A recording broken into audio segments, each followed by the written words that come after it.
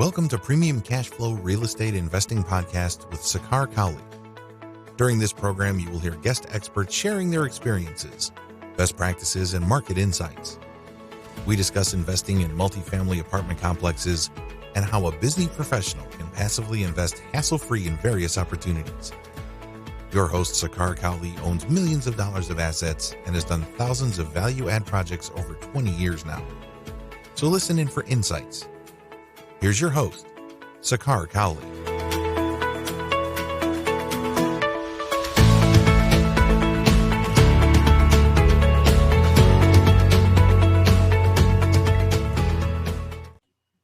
Welcome to another edition of Premium Cashflow Podcast. Today, I have the pleasure of hosting Venkat Avasarala. Venkat is with Raven Multifamily, along with his partner Ramana. Venkat has been pretty much owning all the deals by syndicating them. They have just about 3,000 doors and about $235 million of portfolio. Given the hot pace of the market that they are in Texas, they have pivoted their business plans into new constructions and things like that.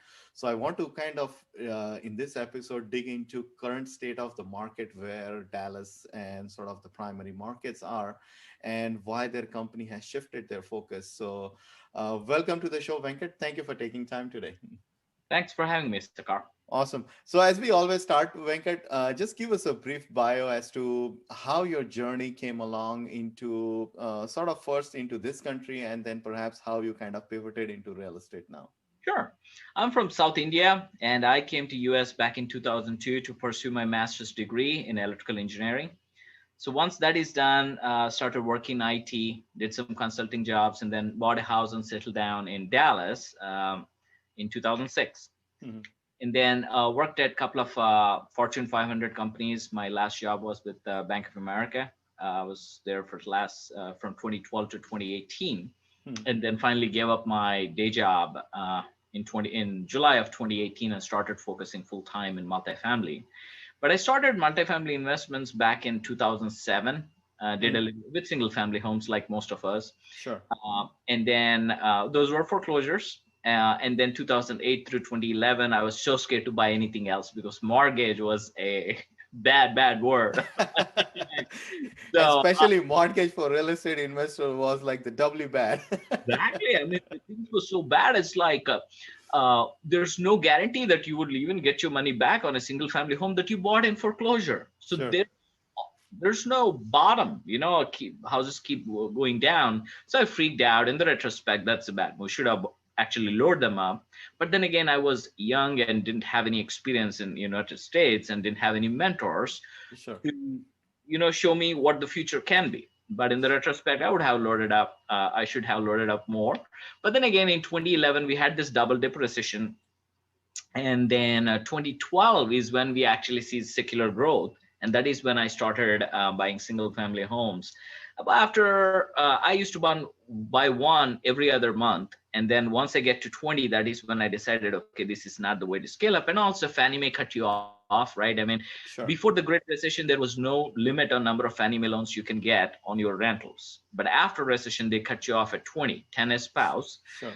After that, I mean, there's just not enough deals where I can actually make a good cash flow. We were spoiled, right? Because we bought in 2012, 2007, great cash flow, 25% cash on cash and all that. By 2015, I see 8% cash flow. And I was like, hey, what is that? I mean, why would I do that, right? Right.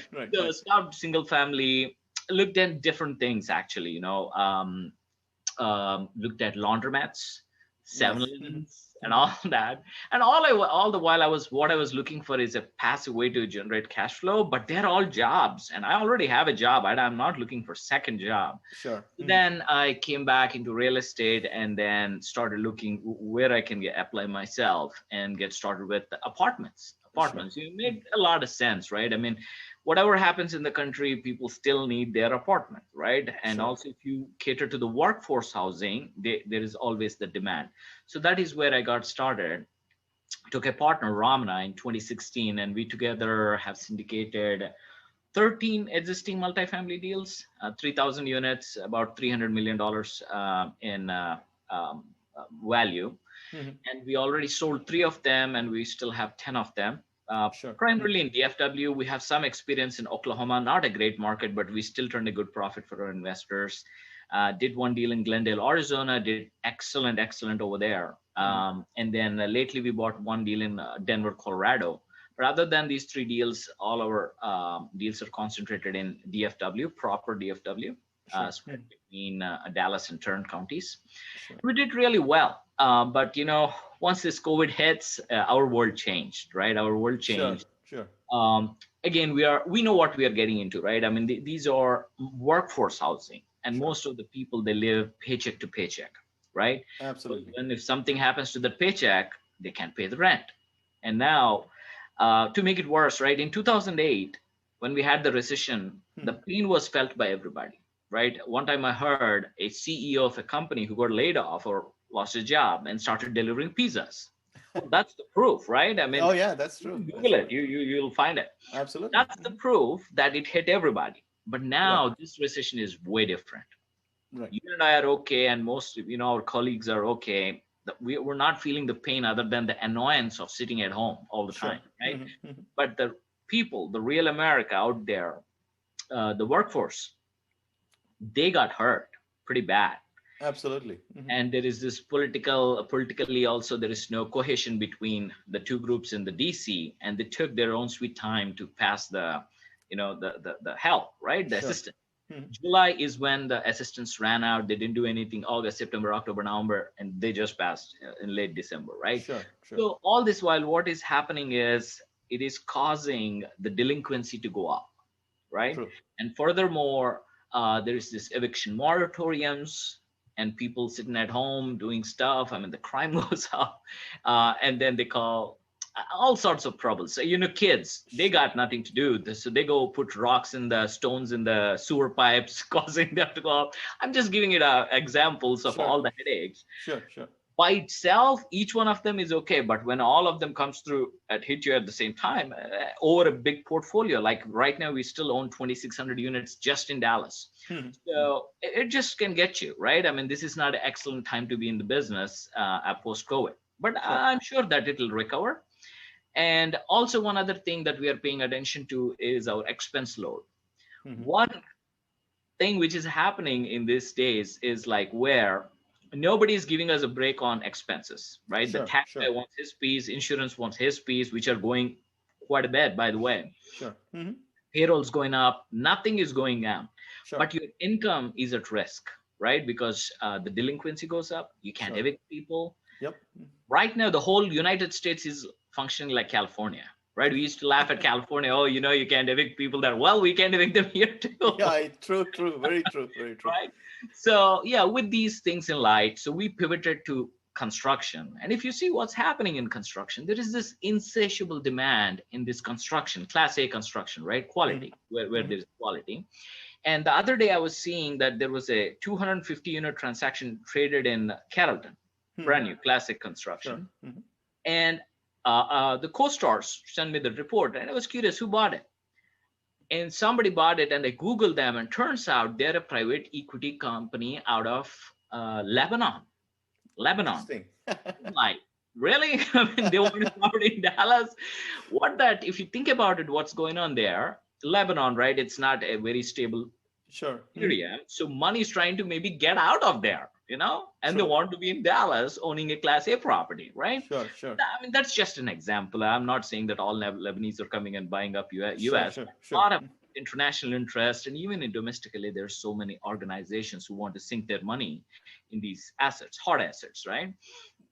So that actually prompted me to double down on construction. This is the time, right? Because they are doing well. I mean, if you think about it, a developer is doing exactly what he was doing 10 years ago. Sure. But getting paid a lot more now than Sure. 10 years back, because with the compressed cap rates and all that. Sure. As long as you build in a decent metros in a decent areas, we'll do very well for our investors in the construction too. So that's the pivot. Awesome. Thank you for that detailed explanation, Venkat. Now, rolling back a little bit, Venkat, Let's go back to your sort of your formation years as to when you got started and things like that. Could you share your advice with, let's say, newer investors as to what's the best way to get started? Is it a mentor, or you sort of work with a company, learn the ropes of the business? What would you say to some of that? Because it seems multifamily in general is a very sort of a team sport. There are a lot of different ends of it. So would be curious to know your thoughts, and for a newbie that who would like to get started, what would some of those initial steps they can take? Absolutely. Good question.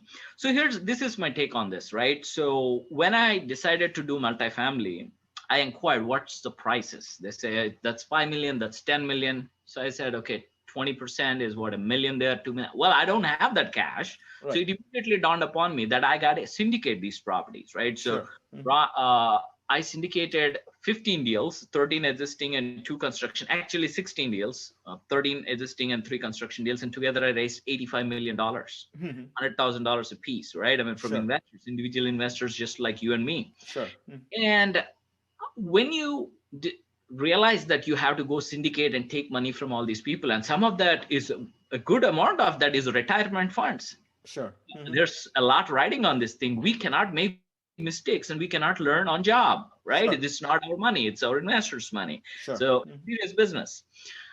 So when that dawned upon me, I quickly got myself a mentor, because my background is not real estate. When I was getting started, my background was IT, right? Sure. And Mhm. only experience I have was single family with my own money Mhm. at a very good valuations and all that, right? So I Sure. didn't cut Sure. my teeth on anything. Sure. So I want a mentor who cut his teeth on something, especially 2008 fiasco, right? The Sure. whole Mhm. thing. And I want to learn from them, Sure. right? Mhm. What did they learn? And I find myself a mentor and learned quite a bit. But it Sure. doesn't have to be like where you join a group or anything. Anybody Mhm. who's willing to mentor you. But the Sure. good part about the groups is they help you the most when you are most vulnerable, right? Well, when you're vulnerable because you don't know how to get started, who to call. I mean, nothing, Sure. right? Sure. But when you join a group, you definitely can learn from mentor, but you can learn from so many people just like you around trying to work towards the same goal. Sure. And that Sure. is how I met my partner, right? Ramana, I Mhm. met in the group. So for me, it really worked out. But with Awesome. one Mhm. caveat, Mhm. don't stay too long in the groups, Sure. right? Treat them, this is an analogy I tell the newbies, right? Treat these groups as a stinky urinal that you must use when you're stranded somewhere. You're stranded somewhere, you need a restroom, right? I mean, Sure. stinky or not, right? But you go there, do your business, come out. Don't stay too longer. That's not a 5-star Sure. hotel. And I say that because not in a bad energy or anything like that, but Sure. it's these groups are set up for their own well-being. Yes, of Sure. course, they charge you, they'll help you and all that, Sure. but Sure. the game is always pegged towards the house. So don't stay too long. You don't need it also, right? I mean, Sure. just get out and just leave the space for somebody else new to come take it. And that is why that is what I tell about people with jobs also. Mhm. Everybody needs jobs. I mean, you have to accumulate capital to go do something, right? Sure. Sure. Don't overstay in it, right? I mean, Sure. once you have enough, just vacate that and leave that spot for somebody else and come go do build your own wealth kind of thing. Excellent advice. Excellent So that is advice. what I tell about the groups also. Nothing wrong with the groups. Just don't stay too long in that. So that is how I started, right? Otherwise, I just couldn't pull much enough confidence to Mhm. take anybody's money because I'm scared. What if Mhm. I lose it, Mhm. right? Mhm. So for that purpose, it helped me. But I have seen several successful people who didn't join any group or anything like that, but Sure. somebody else was willing to mentor them. One way or the other, you need to work with a mentor or have taught by a mentor or something, right? Because Sure. Sure. we just don't have enough time in our life to make all the mistakes that you can possibly make, costly Absolutely. mistakes, right? So that has to be avoided. So working with a mentor will expedite your learning, the confidence in making decisions quite a bit. Sure, sure. Now, speaking about markets, Venkat, I know significant of your holdings have been in pretty much Dallas, which we consider as a primary market, pretty much low cap rates and things like that. But what about are your thoughts about, like, let's say the secondary or tertiary markets, or perhaps just there are some some markets we can say that, hey, these are just pure cash flowing markets and things like that. What are your thoughts on some of those? Like, I know you exited your deal from Oklahoma within a short time, you said, right? uh, like, could you maybe kind of share your sort of thoughts around why you like to own in a primary market versus perhaps just some cash flowing sub markets and things Absolutely. like that? So one thing's for sure, it got to be Sunbelt for me, right? There's Sure. some people who own in other areas, that's okay. But see, we cannot fight government, right? That's simple, right? So that's my Sure. first criteria. I only want to buy where the government is on, or at least fair. Doesn't I don't need them on my side, but fair to both landlord and the tenant, right? Sure. That's Hmm. important for me.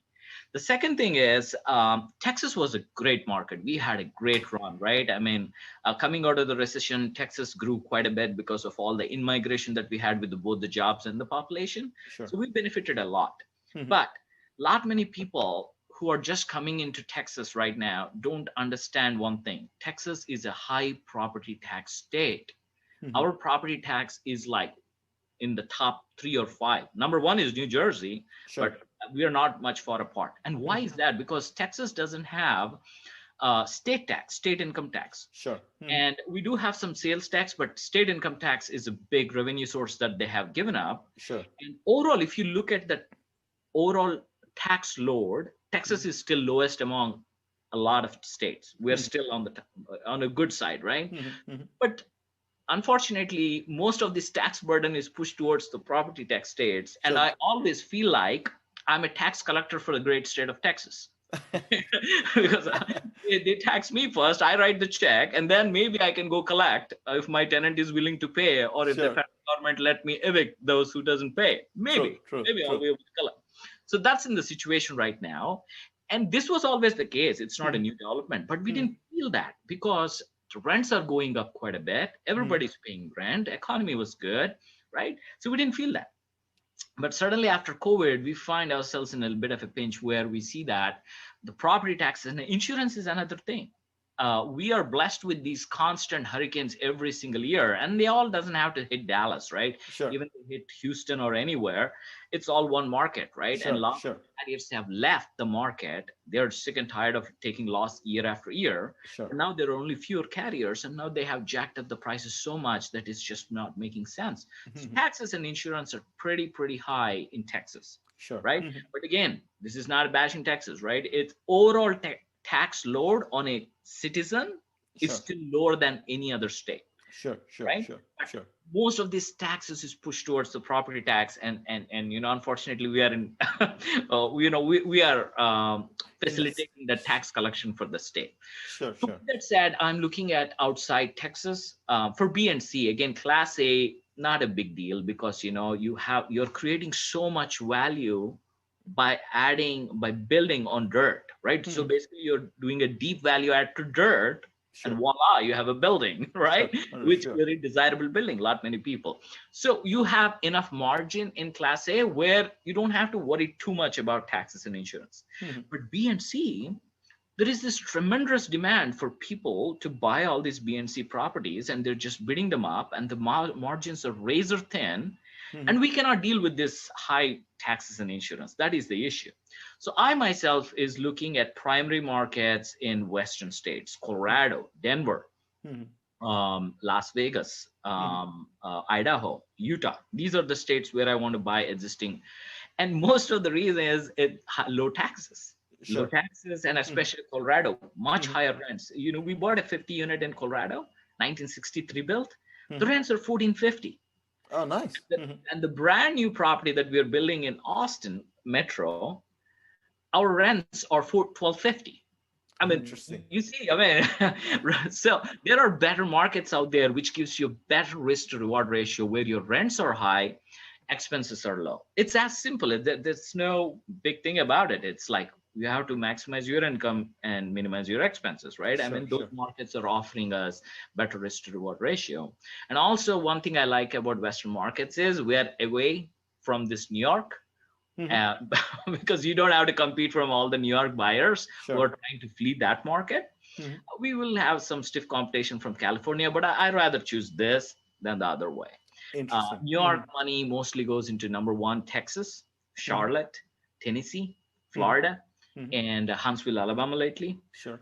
I love all those markets. It's Mhm. just that I don't want to be spread too thin. Sure. We're not that big companies. No, there's reward to being a contrarian and winning your battle in places where possibly other folks may not be looking. Absolutely. Now, going back to your construction thesis, Venkat, right? Give us some details on why you are moving or why you have chosen to adopt a Class A construction there. Like, what is your investment thesis around that? Absolutely. So again, it goes to my earlier point. So let's consider two avatars. Mhm. One guy is a syndicator, B&C properties, and the other Sure. guy is a developer, right? Mhm. We'll not talk about class A owning class A's because that's more like an institutional game. Sure. Mhm. Yields are super thin and not That's a lot whole different ball game. Yes. yeah, whole different ball game, which is not our ball game, right? So Sure. our ball game is either do a B and C class apartments or go to build a class A. Sure. The fact of the matter remains that I want to see where I feel safe in generating the return I project for my investors. Again, Mhm. number one, I mean, we got to keep our, like Jeff Bezos says, Mhm. start with investors, end with investors. I mean, always like your customer, right? I mean, he says Sure. customer, he doesn't say investor. For us, our investors are our customers. Sure. So you always have to think about it. Where would I keep their money so that I can hit my projections and where I have favorable risk to reward ratios, right? I mean, I Sure. always think that. And BNC was the place to be all these days, right? Mhm. Because Mhm. construction is, you got to build it, right? You got to complete it. So Sure. it's dollar to dollar, it's more riskier a construction deal than an existing multifamily. But now I personally feel that construction actually gives you much more better risk to reward ratio than existing because of the operational risk. We Mhm. talked about it, right? I Sure. mean, Sure. the Mhm. moratoriums, lack of affordable homes, right? I mean, lack Sure. of affordable housing, insurance, taxes, and all that. Sure. Sure. I feel much more comfortable doing a construction deal, so hit my numbers and also actually pay more to investors, right? What Sure. I'm seeing is on existing multifamily about 15 IRR, right? Mhm. On construction deals, it's more like 21 IRR. Yes, there's no depreciation on year number one. Yes, there is no cash flow, but unless you absolutely need cash flow, I mean, I'm putting my dollars on the construction side. I don't need that cash flow, Sure. that Mhm. 8% or something like that. I actually want to grow my money in a safe manner. So I feel that, I mean, I clearly see that because if you see the life of this syndicator who does B and C, Mhm. every passing year, more and more people are coming in and trying to buy these B and C class. It became easy. Very 5 years true. back, it was not this easy. True. Right now, it's easy. The barriers of entries is going down and down and down. True. And now, thanks to these technology and all that, there's like 10 people taking down a big deal. They each bring a million or two. Sure. I'm not condoning that's the right practice to do, but it is happening, whether I like it or not, right? Sure. So Sure. the margin gets thinner and thinner and thinner, Sure. right? Mhm. So, but if you look at what's happening on the construction side, the margin is getting bigger and bigger and bigger. Yes, Sure. there is land prices are raising. Yes, the construction prices are raising, lumber prices are raising, but not like not not much compared to the money that they're getting for each completed product. The Sure. cap rates, 10 years back, a brand new construction, they could have sell it for 7 cap. Right now, we're talking in Austin, MSA, we're talking about 3.5 cap. That's True. nuts, right? Absolutely. So Mhm. I want to be out of the harm's way, and I want to do what gives me better risk to reward ratio, where I have a greater chance of success. That's all it is. I see. Thank you. Now, speaking of construction, now Venkat, there are so many elements to it, right? Like, let's say, all the plans, the zoning, getting the developer on board and getting things constructed and all that.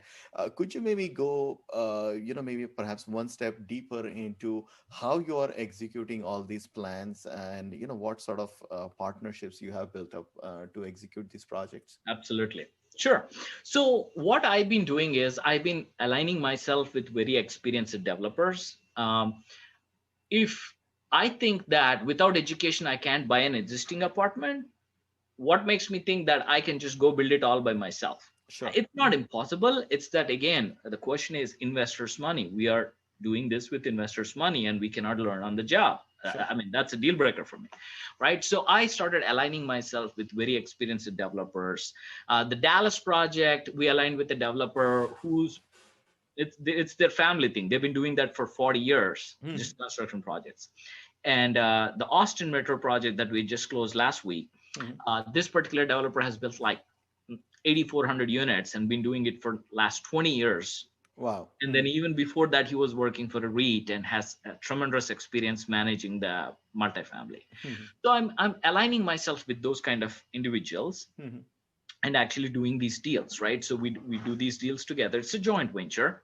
At some point in the future where I'll have enough confidence and enough knowledge where I can put together my deal without anybody else, but that's not today. I want to err on the side of caution. Again, if it's my money, probably I'll just do it all by myself. But since this is investors' money, safety is like number one, right? Sure. So again, my thesis is to build in primary markets. And again, what's happening is like this automation, outsourcing, all these jobs which used to need a lot of people. It just take agriculture, right? 20 years back, 30 years back, you need so many people to farm a big piece of land. You don't need that anymore because of the automation, right? And also, let's take Walmart. 3 years ago, 4 years ago, there used to be human tellers, not tellers, right? I mean, the people who ring us up. The cash register. Well, if you go see right now, those jobs are gone. That's automation, right? So for that person who used to work at Walmart for $15 an hour, some benefits and all that, suddenly that job is lost in a tertiary market. It's really hard for him to find another job, right? True. In city, you lose this job, you can find next job maybe next week or next month, but you will find one, right? So what's happening is like people are moving into these bigger metros. If you fast forward 50 years from now, I think 90% of the world's population will live in cities across the world. I'm not just talking about our country, because people have to live together so that they can support themselves and their families with jobs and all that. And everybody will be like, everything will be efficient, right? So I believe in investing in big cities. Now, I've seen some people who have experience in tertiary markets and secondary markets, but they have this advantage of knowledge of that one market. Maybe they went to school there, maybe they lived there or whatever. If you have some specialized knowledge and know exactly where to buy, the margin of error becomes much thinner as you go into secondary, into tertiary. So you got to snipe. You cannot use a shotgun and, okay, let's buy 2,000 units in a small market. You can't do that. You got to snipe. If you know how to snipe, I don't know how to snipe. So that's why I don't go there, right? But if somebody who knows how to snipe and find that one perfect project in that 30,000 or 40,000 population, do that. I'm not opposed to it at all. But I want to be on the safer side to stay with these primary markets. And then I look for this thing. When I try to look up a construction project, what is it for tenants? Why would somebody live here, right?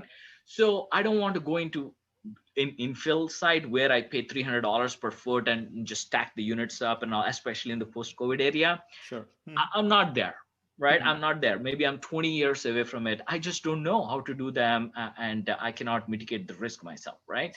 I'm away from those things. Where I want to be is just outside where all the party is, and let the progress come to me.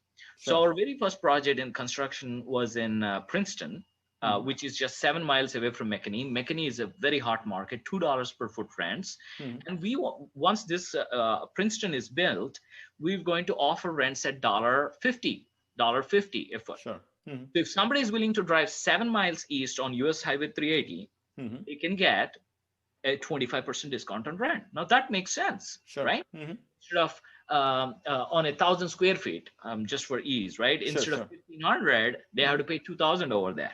So affordability is important, right? Absolutely. So that makes sense to me. And also they're building the Princeton's City Hall and everything right in front of us. So we're in a great area there. So there should be, we cannot go in the middle of nowhere without a story, a logic, right? And if you look at our Austin project, what we are doing there is we're 20 miles south of downtown Austin. Austin rents are $2,600, and Hmm. our rents will be $1,250. And it's a Class A. It's not a luxury, but Hmm. it's Class A. You have Sure. elevators in it. It's a 3-story, but we are still putting elevators. They have a nice pool, gym, club, everything, right? It's Hmm. for all purposes, it's a Class A, but it's not a luxury thing. Sure. But we are giving rents at $1,250. So Hmm. somebody who's willing to drive 20 miles south, you Hmm. get 50% discount on your rent. And Hmm. if you're working in Austin CBD or in and around areas, Sure. you're on Highway 35. Hmm. So the location, and there should be some affordability component to it. And when I say affordability, I'm not talking about luras or tax. No, no, no, Sure. no. Sure. Sure. Sure. It's Hmm. just market rate, but still affordable than everything Pure else. affordable rents, basically. That is what drives my decision making on which project I want to JV with. Interesting. Now, Venkat, speaking of that, right? So, I assume these are already zoned land for multifamily and things like that. So it's more or less, for lack of a better word, shovel ready. That Absolutely. once you acquire, you can do your engineering and lay the horizontal sort of the utilities and things like that, and perhaps start the vertical Yeah. construction, all that. Awesome, awesome. And from a construction standpoint, Venkat, what is sort of sort of a per square foot construction cost for these projects in Austin? So the way to look at it is, if I can just generalize a bit, Sure. what I'm seeing is 800 to 850 square feet average size. And Mm, you can build the hard cost, the actual construction cost, the mm, GC is going to charge us will be around $100 a foot, right? mhm, mhm. And if you throw in the holding cost, the soft cost, the land cost, and all that, you should be able to build around 130 to 140 range. Mhm. Again, I'm not talking about in infills. I'm talking about in areas where the growth is coming towards them. Now, Sure. if you go to in hills, it's a whole ball game, right? Because Sure. construction cost also, you got to have to make. Let's say, for example, right? I want to go and build in actual Frisco or McKinney, Sure. right? Mhm, mhm. They're already grown, right? If you Right. find land, so you gotta pay much higher for the land, Sure. and you have to make it much nicer because the tenants there demand those kind of amenities. If you're Sure. gonna make it just bare minimum class A, still class A, but just bare minimum, they won't go for it, right? Right. Right. Your costs go up. What I'm taking is, again, I'm working with somebody who has 40 years experience in Mhm, both these cases, right? mhm. And their wisdom is to, I don't want them, hey, look, I got to hit my numbers, but principal protection is very important for me, Sure. right? Sure. If you That's the take first a thing. Yep. road, and now, of course, I'm giving some growth, maybe you actually make more money in doing infill, but I don't want to be there at this time of my career, right? Sure. I'll get Sure. there at some point, not today. But the projects I'm doing is just a little away from where the party is, Sure. and where we let the progress come to us, Mhm, right? And still provide a decent discount in rent for them compared to the main CBDs. Sure. So with that in mind, we're doing around $100 a foot in the hard cost. Mhm. And the overall cost per unit will be, assuming you don't pay more than $10,000 a unit for the raw land, Mhm. you'll be around 130, 135 a door. I see. That's all said and done, including All land. said and done. And the idea is to sell it around 40 to 50. 50 is a little stretch, but 40,000 is the markup. And that is the kind of markup we used to get on single family homes, Mhm, mhm. right? Our Arizona property, we paid 66 and got out at 95 a door in like 2 years. And we barely did anything to it, right? Right. So if I can do that, I don't want to do construction. I want to go do that. Right. Right. Right now, everything is 5 cap, 4 cap, 3 cap, with growing expenses, income not so much. If you get in something at 120 a door, it's not like somebody's going to come and bail you out at 150 a door in the Sure. workforce housing, right? Sure. Sure. They Sure. Sure. happen, but again, we cannot just uh, bet on long shots here, right? Sure. Sure. Sure. No, Um, and you cannot time the market, as you there rightfully you said. go. Right. There Right. you go. So that's why I want to be in a construction where I'm actually creating the value, and I don't underwrite anything less than, even our Austin Metro property, we only underwrite at 5 cap rate. You can't even buy a C class at 5 cap rate today. True. True. Austin Very Metro, true. Very right? true. Very But true. we feel very comfortable about our numbers on that. So that's why I draw confidence out of that. I feel good about doing those construction bonds at this part of time. And I'm not saying that the things won't reverse in another 5 years, but I can only see what's happening today. Sure. Sure. Sure. Sure. Sounds good. Sounds good. Thank you, Venkat. Any last parting thoughts, advice for newer syndicators from your vantage point? Well, this is what I would say, right? multifamily is awesome, right? No doubt about it. But don't fall in too much love with a specific asset class or a vintage or anything like that. Always be real estate more goes in cycles, right? Sure. Cycles. And if anything, Warren Buffett says that you got to be greedy when everybody's afraid, and we got to be afraid when everybody's greedy, right? Sure, So you sure. got to think a little bit of contrarian as well. Sure. That is what I have done in this year. I mean, COVID taught me that. Who knew that in Texas you cannot evict people for not paying rent? Not in a million years anybody would have thought of this. True. But true. hey, here we are, right? Right. So don't fall too much in love with any particular asset class and all that. Be nimble, especially if you're syndicating. You got to watch out. Your first criteria should be where I can generate maximum return for the least risk for your investor.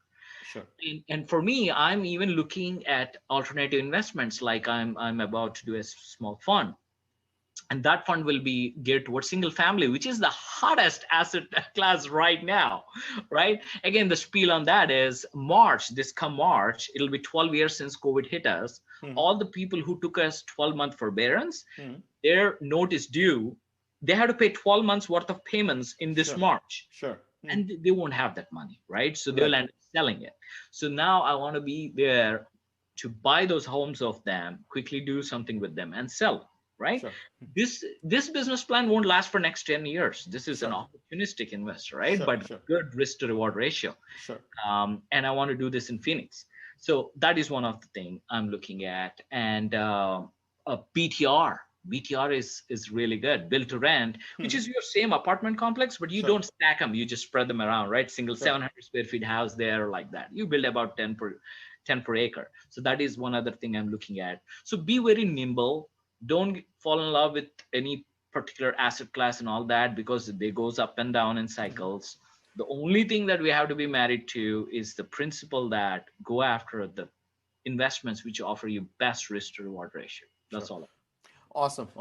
Thank you, Venkat. This is the smart advice and the smart brain that you bring to table all the time. So I appreciate your time, and it's been a pleasure. Please tell our listeners how they can find you and learn more about your company. Sure. They can go to our website at ravenmultifamily.com, or AVEN like the bird, multifamily, one word, .com, or they can email me at Venkat, VENKAT, at ravenmultifamily.com, or they can reach me on my phone at 281-727-9238. Awesome. Thank you, Venkat. And thank you for viewers and listeners for listening to the show. We always have such great guests like Venkat all the time.